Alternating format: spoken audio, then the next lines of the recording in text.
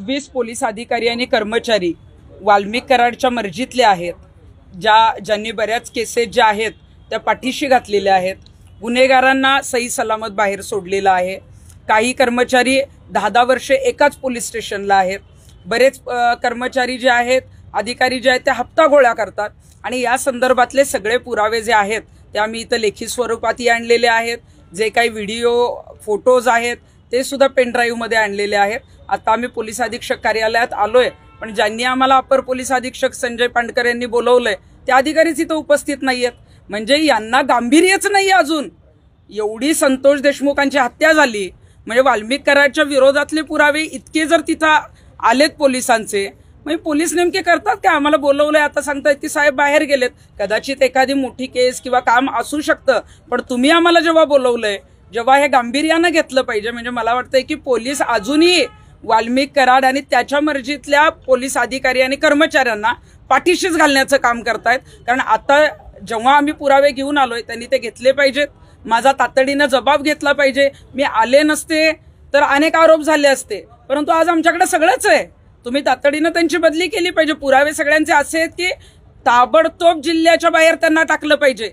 आणि माझी तर आता मुख्यमंत्री, गृहमंत्री आणि या जिल्ह्याचे पालकमंत्री अजितदादा पवार आहेत, त्यांना सांगणं आहे की आता अधिवेशन चालू आहे 27 तारखेपर्यंत, तोपर्यंत तर यांना जिल्ह्यातनं बाहेर काढून यांना निलंबितही केलं पाहिजे, तर बीडमधील गुंडाराज रोखू शकतो। बीडमधला जर खरोखरच गुंडाराज तुम्हाला थांबवायचा असेल तर हे जे काही चुकीचे पोलीस अधिकारी, भ्रष्ट पोलीस अधिकारी, गुंडांना पाठीशी घालणारे पोलीस अधिकारी आहेत, त्यांना पहिला बीडच्या बाहेरचा रस्ता या गृहमंत्र्यांनी दाखवला पाहिजे, तरच जे आहेत त्या अशा घटना थांबू शकतात। कारण आपण बघतोय की दररोज एक घटना बीडमधली बाहेर येते। एवढं सगळं होऊन सुद्धा कायदा सुव्यवस्थेचा प्रश्न जो आहे तो बीड जिल्ह्यामध्ये ऐरणीवर आहे आणि म्हणूनच तातडीनं या पोलीस अधिकाऱ्यांवर कारवाई झाली पाहिजे। पुरावे आणलेत, गोपनीय चौकशी 24 तासाच्या आत करा। आम्ही जे काही पुरावे दिलेत ना ते सत्य आहेत का काय आहे सगळी गोपनीय चौकशी करा। आम्ही जे पुरावे आणले ते एवढे व्यवस्थित आणलेले आहेत की ताबडतोब या अधिकाऱ्यांवर कारवाई होऊ शकते। असं वाटतंय कोणतरी? हो सर, मला असं वाटतंय की नवनीत कावत हे जे पोलीस अधीक्षक आले तेव्हापासून निश्चितच चांगलं काम चालू आहे, परंतु अजून असे अधिकारी आहेत की जे जुनेच अधिकारी आहेत इथं, जे वाल्मिक कराडच्या कदाचित आताही त्यांच्या टोळीशी संपर्कात आहे आणि म्हणूनच आताही पाठीशी घालण्याचं काम जे आहे ते केलं जात आहे। कारण पालकमंत्री सुद्धा धनंजय मुंडे जरी नसले तरी राष्ट्रवादी पक्षाकडेच ते पालकमंत्री पद राहिलंय। मग अजितदादा तर कुठं दिसत नाहीयेत। अजितदादा दरवेळी म्हणतात की खूप चांगल्या पद्धतीचं ते काम करतात, स्पष्ट वक्ते आहेत, दररोज एक घटना बाहेर येते, दादा त्या बाबतीत काहीच बोलत नाहीत। मग दादा नेमकं पालकमंत्री चालवतायत का त्यांच्या आडून धनंजय मुंडेच अजूनही पालकमंत्री पद बघतायत? कारण ज्या पद्धतीनं आष्टीची घटना पुढे आलेली आहे, ती खोक्या भोसलेची घटना पुढे आलेली आहे, सगळ्या मारहाणीच्या घटना आहेत। काल नागरगोजे नावाच्या शिक्षकाची जी आहे ती आत्महत्या झालेली आहे आणि वेगवेगळ्या लोकप्रतिनिधींचे सुद्धा कार्यकर्ते जे आहेत ते मारहाण करतानाचे व्हिडिओ बाहेर येत आहेत। मग पालकमंत्री करतायत काय? मग पालकमंत्री बदलून काही बदल झालाय का? फरक झालाय का?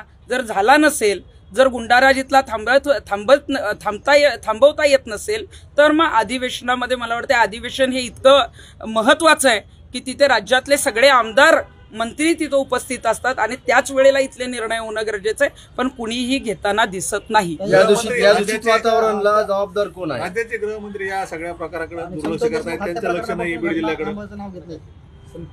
सगळ्यात महत्वाचं तर राज्याचे मुख्यमंत्री खूप चांगल्या पद्धतीनं काम करतात असं आम्ही आधीपणही सांगत होतो, पण गृहमंत्रीपद निभावताना बऱ्याच गोष्टी ज्या आहेत त्या कुठंतरी पाठीशी घालण्याचा प्रयत्न होतोय। कारण महायुतीतल्या मंत्र्यांचा आणि काही लोकांचा याच्यामध्ये संबंध आहे, त्यामुळे गृहमंत्री कुठंतरी कमी पडतायत आणि म्हणूनच मला वाटलं होतं की पहिल्या दिवशी नंतर सुद्धा सातत्यानं अधिवेशनामध्ये हे प्रकरण बीड जिल्ह्याचं तिथे गाजलं जाईल किंवा त्या बाबतीतल्या कारवाई दिसतील, पण कुठलीही कारवाई अधिवेशनामध्ये यापुढे दिसलेली नाही। घटक पक्षांचा कुठेतरी दबाव आहे गृहमंत्री म्हणून काम करताना त्यांच्या? कोणाचा? घटक पक्षांचा।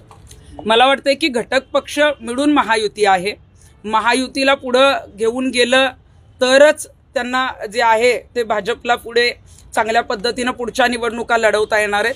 त्यामुळं निश्चितच, कारण धनंजय मुंडेंचा राजीनामा सुद्धा तातडीनं नाही झाला, तो शेवटी काही पुरावे आल्यानंतर घ्यावा लागला। घटक पक्षांचा निश्चितच दबाव, मला तर वाटतं अजितदादा पवारांचाच दबाव होता, म्हणूनच धनंजय मुंडेंचा राजीनामा झाला नव्हता. सत्ता टिकवण्याच्या नादात हे सगळ्या घटना आता पाठीशी घालण्याचं काम करावं लागतंय.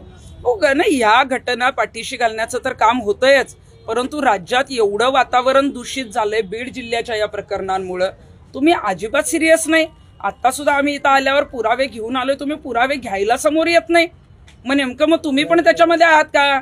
मला ज्या संजय पांडकरांनी बोलवलेलं आहे ते सचिन पांडकर जे कोणी पोलीस अधीक्षक आहेत, मला तर असंही कळालंय की ज्या लोकप्रतिनिधींनी काही पोलिसांची यादी जाहीर केलेली वाल्मिक कराडच्या मर्जीतली, त्यात त्यांचंही नाव आहे. त्यांनीच मला आज बोलवलंय. बरं, तरी म्हटलं ठीक आहे जाऊ आपण, कारण ते त्या पदावर आहेत, परंतु ते तर आता इथं उपस्थितच नाहीत. मग नेमके पुरावे गोळा करायचे, ते नष्ट करायचे, त्या पोलीस अधिकाऱ्यांना वाचवायचंय का पळ काढायचा आहे? मला नेमकं काहीच कळत नाही. तुम्ही आम्हाला बोलवताय, आम्ही जबाब देतोय आणि तुम्ही काहीच करत नाही. ते मला वाटतं ही पूर्णपणे पोलिसांची चूक आहे. मी आज जी काही 26 जणांची यादी आणलेली आहे त्यात एक कर्मचारी जो आहे तो चिंचोली बीटचा बाळासाहेब बांगर आहे, आणि जेव्हा संतोष देशमुखांची हत्या झाली ती चिंचोली बीटमध्ये झाली, त्यामुळे बीट प्रमुख हा महत्वाचा असतो. मग बीट प्रमुख आरोपींना पळून जाण्याला मदत करत होता.